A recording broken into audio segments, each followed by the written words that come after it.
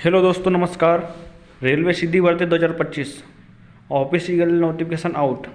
Railway द्वारा सीधी भर्ती के लिए ऑफिशियल नोटिफिकेशन आउट हो चुका है, जिसके लिए एलिजिबिलिटी क्राइटेरिया है 10th प्लस ITI और टोटल पोस्ट है 3115। एज लिमिट की बात करें तो हम आगे देखेंगे एज लिमिट क्या है इसके लिए, कैसे होगा सिलेक्शन की पूरी प्रोसेस जानेंगे, कैसे होगा सिलेक्शन इसमें। इसके लिए ऑल इंडिया से मेल फीमेल इस फॉर्म को अप्लाई कर सकते हैं। इसका पूरी नोटिफिकेशन के माध्यम से अपन देखेंगे कि इसमें क्या क्या डॉक्यूमेंट्स लगेंगे, क्या एज लिमिट है, पोस्ट से कौन सी पोस्ट के लिए आप अप्लाई कर सकते हैं, किस डिवीज़न के लिए अप्लाई कर सकते हैं, कौन से जोन के लिए अप्लाई कर सकते हैं। सारी कुछ जानकारी हम नोटिफिकेशन के माध्यम से डिटेल में जानेंगे। दोस्तों, आप चैनल पर नए हैं तो चैनल को सब्सक्राइब कर दीजिए, वीडियो को लाइक कर दीजिए और अपने दोस्तों के साथ शेयर कर दीजिए। तो चलिए डिटेल में जानते हैं। दोस्तों, हम नोटिफिकेशन पर आ चुके हैं।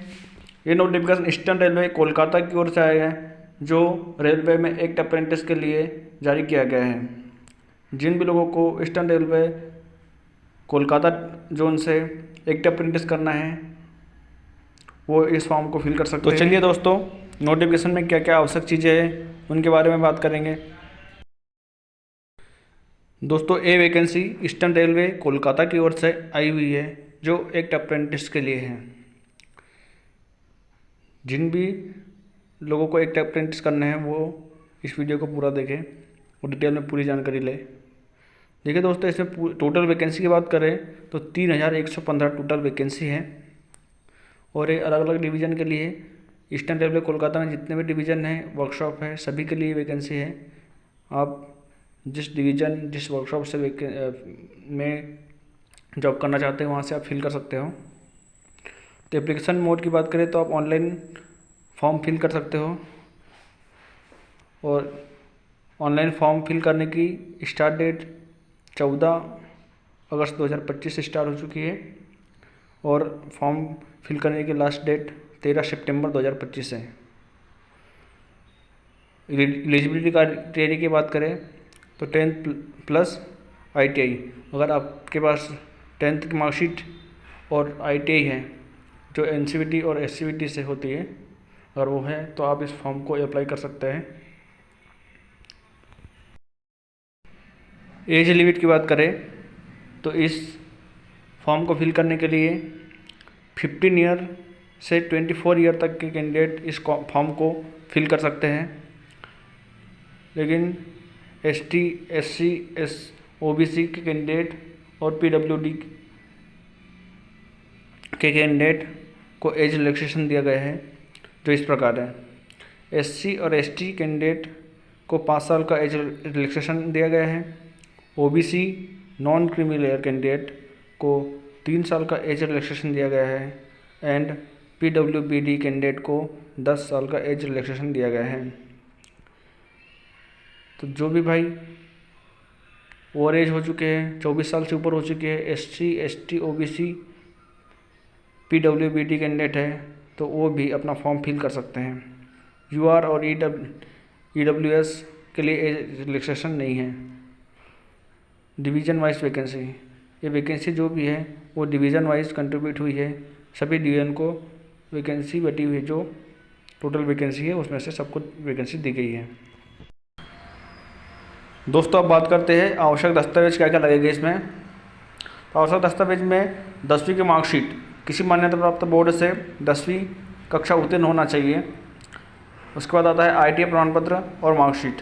NCVT या SCVT द्वारा जारी ITI प्रमाण पत्र और मार्कशीट होना आपके पास आवश्यक है। जन्म प्रमाण पत्र, जन्म तिथि के लिए प्रमाणित, जन्म तिथि प्रमाणित करने के लिए आपको 10वीं की मार्कशीट लगेगी। जन्म प्रमाण पत्र की आवश्यकता नहीं है, 10वीं की मार्कशीट से आपका काम हो जाएगा।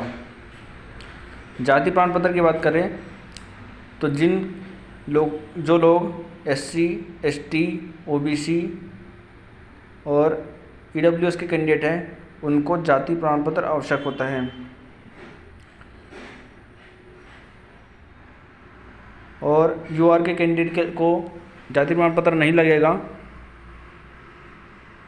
दिव्यांगजन प्रमाण पत्र यदि हो तो विकलांगता श्रेणी से संबंधित उम्मीदवार के लिए, जो लोग विकलांग है उनको विकलांगता प्रमाण पत्र बनाना पड़ेगा। इसका फॉर्मेट नोटिफिकेशन में दिया हुआ है। और जाति प्रमाण पत्र की बात करें, जाति प्रमाण पत्र का भी फॉर्मेट नोटिफिकेशन में दिया गया है, जो रेलवे द्वारा नोटिफिकेशन जारी किया गया है उसी के द्वारा जाति प्रमाण पत्र का फॉर्मेट बनाना है और वही अपलोड होगा डॉक्यूमेंट्स में, जो लगेगा फॉर्म में वो रेलवे फॉर्मेट में चाहिए। उसके बाद आता है पासपोर्ट आकार का फ़ोटो, हाल ही का फ़ोटो, वर्तमान में का फ़ोटो चाहिए जो 3 महीने से पुराना नहीं होना चाहिए, और आपके पास में 10 फ़ोटो होना चाहिए जो ज्वाइनिंग के टाइम पर लगेगा। हस्ताक्षर लगेगा स्कैन किए हुए डिजिटल हस्ताक्षर, साइन किया होगा जो अपलोड करना पड़ेगा। आधार कार्ड पहचान पत्र के लिए लगेगा। ये सभी दस्तावेज आप रेडी रखिए। दोस्तों अब बात करते हैं सिलेक्शन कैसे होगा इसमें।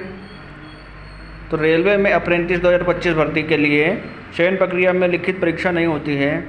चयन मेरिट लिस्ट के आधार पर किया जाता है, जो मैट्रिक 10वीं और ITI में प्राप्त अंकों के आधार पर बनती है।